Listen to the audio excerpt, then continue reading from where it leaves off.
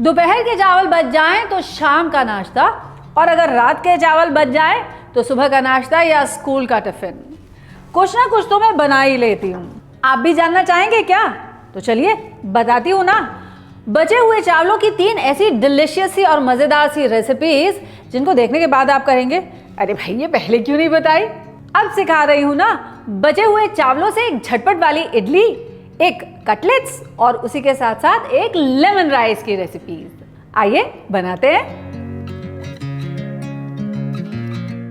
तो सबसे पहले जान लेते हैं हमारी आज की रेसिपी के इंग्रेडिएंट्स। मेरे पास यहाँ पर ये चावल बचे हुए रखे हैं। आफ्टर ऑल बचे हुए चावलों से ही बनाने जा रहे हैं ना आज की सारी रेसिपीज। तो पहली रेसिपी कौन सी होगी? पहली रेसिपी होगी चावलों के कटलेट्स। बहुत ही कुरकुरे, बहुत ही क्रिस्प बनते हैं। और सेम रेसिपी से आप चाहें तो चावल के वड़े भी बना सकते हैं। कैसे?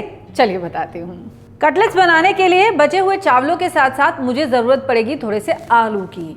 अगर आपके पास बॉइल्ड पोटैटोज हैं सो मच द बेटर। नहीं हैं तो आप कच्चे आलू को ग्रेट करके उनको भी इस्तेमाल कर सकते हैं। देखा हो गया ना काम कितना आसान। तो पहला काम तो हम ये करेंगे कि आलूओं को ग्रेट कर लेंगे एक बड़े से बोल में। तो इसकी मोटी वाली आई से ना मैं पहले एक आलू को ग्रेट कर लेती हूँ। Potatoes done. अब कितने पोटैटोज लेने हैं? जितना भी चावल आपके पास बचा हुआ हो ना उसके आधे आप पोटैटोज ले लीजिए। और इसमें ऐड करूँगी मैं फाइन चॉप किया हुआ अनियन। अनियन इसे एक स्वीटनेस भी देता है, एक क्रंच भी देता है एंड ऑफ कोर्स बढ़िया सा टेस्ट भी देता है। इसी के साथ साथ कुछ फाइन चॉप की हुई ग्रीन चिलीज। अच्छा, इस डिश की सबसे अच्छी बात जानते हैं आप क्या है? कि आपके पास जो हो ना आप इसमें वो ऐड कीजिए। हरी मिर्च नहीं ऐड करनी मत कीजिए, प्याज नहीं ऐड करना मत कीजिए, कोई प्रॉब्लम नहीं है। तो मैं तो ऐड करने जा रही हूँ इसमें 1 teaspoon chilli flakes, 1 teaspoon pizza seasoning, इसी के साथ साथ 1 चम्मच नमक का भी। अगर आपके पास है कैरेट्स तो कैरेट्स ऐड कीजिए, हरी मटर तो वो ऐड कीजिए, कॉर्न हो तो कॉर्न ऐड कीजिए जिसे मैं करने जा रही हूँ। यानी कि जो भी बचा हुआ है, जो भी थोड़ा बहुत आपके पास घर में रखा हुआ है उससे बना सकते हैं हम ये कटलेट। जानते हैं एक बार क्या हुआ कि मेरे घर में आए कुछ मेहमान और मैंने देखा घर में सर्व करने के लिए कोई भी डिश नहीं थी, ना बिस्किट्स थे ना दाल मोठ थी। तो मैं परेशान हो गई कि क्या किया जाए। फिर मैंने अपने रेफ्रिजरेटर में देखा तो मुझे कुछ बचे हुए चावल और आलू मटर की सूखी सब्जी दिखाई दे गई। बस क्या था, मैंने उन सब को इकट्ठा मिलाया, मैश किया, थोड़े ब्रेड क्रम्स मिलाए और बना डाले एक बहुत ही डिलिशियस से कटलेट्स जिनको खा के मेरे गेस्ट खुश हो गए और किसी को पता भी नहीं चला कि ये क्या था। So that is the good part about creating new dishes. छोटे छोटे इनोवेशंस, छोटी छोटी सी ये जो आप जुगाड़ घर में लगाते रहते हैं ना ये उसका फ़ायदा है कि हम नई नई चीज़ें बना सकते हैं इवन विद लेफ्ट ओवर्स। बच गया घर में कुछ तो उसको करते हैं सदुपयोग और बना डालते हैं उसकी कोई नई डिश। अगर आपने भी इस तरह से कोई बची हुई चीज़ की नई डिश बनाई हो ना तो कमेंट्स में मुझे ज़रूर बताइएगा। क्या पता मुझे भी आपकी रेसिपी से कोई नया आइडिया मिल जाए। और अगर ऐसा हुआ तो यकीन मानिए मैं ज़रूर सबको बताऊंगी कि ये डिश या ये रेसिपी मेरे साथ किसने शेयर की थी। तो मेरे पास शिमला मिर्च भी रखी थी। ये शिमला मिर्च भी मैं फाइन चॉप करके इसमें ऐड करने जा रही हूँ। अब इन सबको मैश कर लिया जाए। तो खूब अच्छे से आप इसे मैश कर लीजिएगा।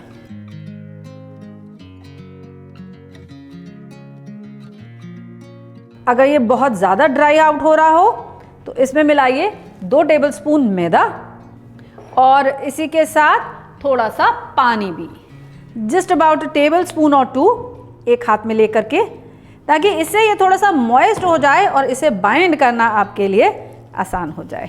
और जब ये ऐसे इस तरह से बाइंड होना शुरू हो जाएगा ना that means your dough is ready. अगर नहीं हो रहा है तो थोड़ा सा पानी और थोड़ा सा मैदा इसमें और मिला लीजिए। और अब अगर तो आप इसके वड़े बनाना चाहते हैं ना तो जस्ट फ्लैटन दीज आउट और इनके बीच में बनाइए एक होल लाइक दिस और इन्हें आप फ्राई कर लीजिए। डीप फ्राई कर लेंगे तो इसके वड़े बन जाएंगे। लेकिन क्योंकि मैं यूजुअली डीप फ्राइंग अवॉइड करती हूँ तो मैं इसके कटलेट्स बना लूँगी। कैसे दिखाती हूँ। पहले मैं अपने कटलेट्स को शेप करके रख लेती हूँ तो आप चाहें तो राउंड, नहीं तो टीयर ड्रॉप शेप, जैसे चाहें कटलेट्स प्रिपेयर करिए किसी भी शेप में। These done. फिर से मुझे चाहिए होगा मैदा, और इस मैदे की पहले एक स्लरी बना लेंगे, जिसके लिए एक बोल में ले लूँगी मैं मैदा और उसमें ऐड करूँगी थोड़ा सा पानी भी। अब इसमें ऐड करते हैं हम थोड़ा सा नमक और थोड़ी सी काली मिर्च का पाउडर भी। इसे मिक्स कर दीजिए और इसकी एक स्लरी बना लीजिए। देखिए, इस कंसिस्टेंसी की स्लरी हमें चाहिए, फ्री फ्लोइंग।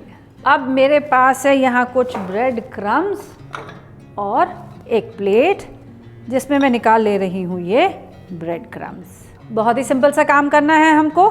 कटलेट्स को पहले स्लरी में डिप करना है और उसके बाद ब्रेड क्रम्स में रोल करके निकाल लेना है, बस इतना। Pick up your cutlets, put them in the slurry. Slurry से निकाल के इसे रखेंगे हम अपने ब्रेड क्रम्स में। अब ध्यान रखिए, भगवान ने दिए हमें दो हाथ, एक हाथ होगा वेट हैंड और एक हाथ होगा ड्राई हैंड, यानी कि इससे हम गीले कटलेट्स उठाएंगे और इससे सूखे ब्रेड क्रम्स में इसे रोल करके अलग से बाहर निकाल लेंगे, ताकि ये हाथ हमारा ड्राई बना रहे। तो ऐसे और कटलेट्स प्रिपेयर कर लिए जाएं। तो देखिए, हो गए तैयार हमारे चावल के कटलेट्स, बचे हुए चावल के। अब क्या करना है, 10 मिनट के लिए तो इनको ऐसे ही रेस्ट करने के लिए छोड़ देना है रेफ्रिजरेटर के अंदर, ताकि जो ब्रेड क्रम्स है ना वो अच्छे से इसको पकड़ लें, कोट कर लें। एंड एज अ रिजल्ट जब आप इसको तेल में तलने के लिए डालें तो तेल में ये ब्रेड क्रम्स फैले नहीं, बस इसलिए। तब तक क्या किया जाए, यहाँ तेल गरम करने के लिए चढ़ाते हैं ना, लिया जाए पैन में ऑयल। ज़्यादा ऑयल की ज़रूरत हमें नहीं पड़ेगी, because we are going to shallow fry these cutlets. And now for the tip of the day. याद रखिएगा, जब भी आप कटलेट्स को अपने फ्राइंग पैन में तेल में ऐड करें तो आपका तेल का जो तापमान है ना वो मीडियम हॉट होना चाहिए। बहुत ज़्यादा गर्म भी नहीं होना चाहिए, ना ही ठंडा होना चाहिए। ऐसा क्यों?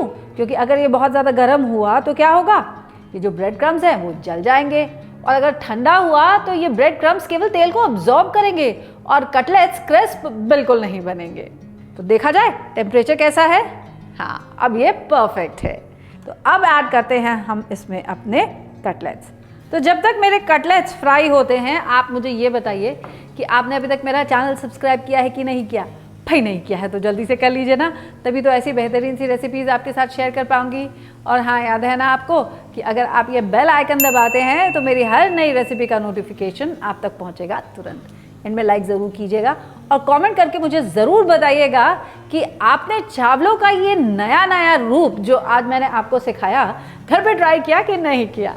जब ये अंडे साइड से गोल्डन होने लग जाएंगे, इन्हें हम फ्लिप कर देंगे और हर तरफ से अच्छे से गोल्डन कर देंगे, ऊपर से, नीचे से और साइड से भी इंश्योर कर लीजिएगा कि आपके कटलेट्स जो हैं वो क्रिस्प हो जाएं। सो लुक एट दिस, इनको साइड में टर्न कर करके भी मैंने अपने सारे कटलेट्स को साइड से भी क्रिस्प कर लिया है। अब time to get it out on a plate. तो ये देखिए कितने क्रिस्प बने हैं हमारे कटलेट्स। देखा, कर लिया ना बचे हुए चावलों का कैसा सदुपयोग। अब चलिए बढ़ते हैं अपनी सेकेंड रेसिपी की तरफ और बनाएंगे लेमन राइस। नोट कर लीजिए मेरे लेमन राइस की रेसिपी। तो बहुत ही सरल है इसकी रेसिपी और शुरुआत करते हैं फिर से एक बार पैन में थोड़े से ऑयल के साथ। अब ऑयल में हमें देना होगा तड़का कुछ पहले तो दालों का for a very nice nutty flavour, और इसी के साथ ज़रूरत होगी हमें सरसों की। तो पहले तो जब तेल हो जाएगा मीडियम हॉट, ऐड करेंगे इसमें आधा छोटा चम्मच सरसों, इसी के साथ 1 चम्मच चना दाल और 1 चम्मच उड़द दाल भी। चना दाल और उड़द दाल देती हैं इसे एक बहुत ही बढ़िया सा नटी सा फ्लेवर। और अगर आप पूछेंगे कि भाई ये कच्ची तो नहीं रह जाती, बिल्कुल नहीं, क्योंकि इनका एक बहुत ही अच्छा सा रोस्टेड फ्लेवर जो आ जाता है। अब दोनों दालों को पहले थोड़ा सा हम भून जाने देते हैं, गोल्डन कर लेंगे। दालें भी जब हो जाएंगी गोल्डन, इनमें ऐड करेंगे कुछ रेड चिलीज, तोड़ करके मैं इन्हें ऐड कर दूंगी। इसी के साथ कुछ करी लीव्स भी, इनको भी फ्रेग्रेंट हो जाने दीजिए। और अब इसमें ऐड करेंगे हल्दी powder, give this a quick mix, और इस पे ऐड कर दीजिए अपना left over rice. Mix this well आप नोटिस करेंगे कि आपके राइस का कलर कैसा एक ऑरेंजिश येलो टाइप का हो गया। मेरे पास है कुछ मूंगफली जो मैंने ऑलरेडी तल करके रखी हुई है। आप चाहें तो कच्ची मूंगफली को पहले रोस्ट करके फिर उसी तेल में अपनी दालें डाल करके आगे रोस्ट कर सकते हैं। तो ये मूंगफली वंस अगेन बहुत बढ़िया सा नटी फ्लेवर भी देती है और साथ ही साथ में एक क्रंच भी ऐड करती है। Most important, don't forget to add salt to taste, यानी नमक ऐड करेंगे स्वाद के अनुसार। स्टर दिस वेल और अब get ready for the magic. Magic क्या है? बस लेमन जूस ऐड करेंगे और लेमन के फ्लेवर, लेमन के टेस्ट के साथ साथ आप देखेंगे कि लेमन ऐड करते ही कैसे इसके कलर में भी आ गया एक चेंज। और ये है आपकी टिप नंबर 2। नोट कर लीजिए, किसी भी चीज़ में जब भी नींबू का रस डालें तो गैस हमेशा बंद कर दीजिए। नींबू का रस हमेशा लास्ट चीज़ होनी चाहिए to go in your pan, otherwise जानते क्या होगा? वो कड़वाहट दे देता है। So here we go with the lemon juice and ये देखिए, जहाँ जहाँ नींबू का रस जाएगा ना, वहाँ वहाँ आपके राइस का कलर बदलता जाएगा। देखा आपने how the colour transforms from a orange yellow to a very very pleasant yellow like this.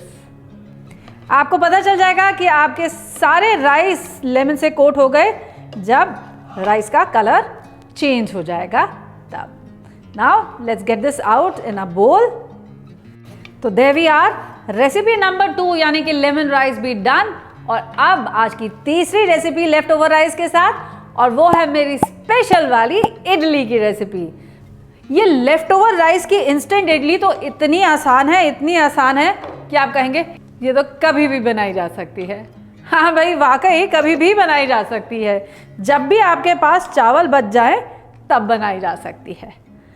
तो करना क्या है, इसमें जो बचे हुए चावल है ना, उन्हें पहले तो मिक्सी में ले लेना है। इनको दबा करके आप किसी भी कंटेनर में मेजर कर लीजिए। तो मैं यहाँ पे 1/3 कप मेजर का इस्तेमाल कर रही हूँ। 3 बार मैंने लिया, यानी कि 1 फुल कप मैंने यहाँ पर कुक्ड राइस ले लिया है। अब इसके बाद जितना मैंने चावल लिया है उतना ही मैं इसमें रवा भी ऐड कर दूंगी। और अब इसमें ऐड करेंगे 3/4 कप दही। खट्टी दही हो ना तो और बेटर।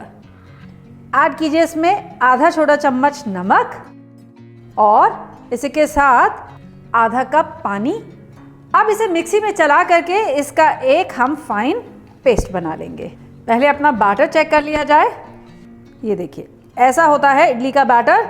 एग्जैक्टली सेम कंसिस्टेंसी का बैटर हमारे पास रेडी हो गया।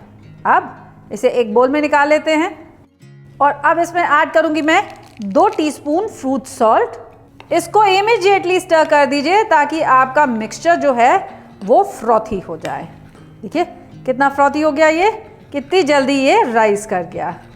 अब इमीडिएटली अपने इडली मोल्ड को ग्रीस करेंगे, इन्हें मोल्ड में पोर करेंगे। स्टीमर ऑलरेडी मेरा रेडी है, स्टीम कर लेंगे। तीनों प्लेट्स को लगाइए स्टैंड के ऊपर और अब let us put this in the steamer. 8 से 10 मिनट के लिए मैं इन्हें स्टीम कर लूँगी। और देखिए ना कितनी आसानी से बचे हुए चावलों से बना ली हमने झटपट से इडली भी। लेट्स क्विकली चेक हमारा first batch of idlis ready हुआ कि नहीं हुआ। That looks done. तो गैस को कीजिए बंद और गेट दीज आउट। अब आपकी tip number 3 of the day, और वो ये कि कभी भी इडलीज को गर्मा गर्म मोल्ड से मत निकालिए। Give them at least 10 minutes of resting time, नहीं तो आपकी इडलीज जो है ना या तो नीचे चिपक जाएंगी या फिर टूट भी सकती हैं। देखिए कितनी सॉफ्ट इडलीज रेडी हुई हैं। ओह माय गॉड, यानी दाल चावल आपको भिगो करके रखने की ज़रूरत ही नहीं। बचे हुए चावलों से भी ये काम बहुत आसानी से हो सकता है। Let me show you how soft and spongy these idlis are. देखिए इनका टेक्सचर कितनी स्पॉन्जी है ये, और साथ ही साथ कितनी सॉफ्ट भी। कहा था ना कि बचे हुए चावलों से भी कितनी इंटरेस्टिंग रेसिपीज बन सकती हैं। आज आपके साथ यही शेयर करूंगी। बस अब करना क्या है, आपको इन सारी रेसिपीज़ को ट्राई करना है और मुझे बताना है कि ये रेसिपीज़ आपके फैमिली मेम्बर्स को कैसी लगी।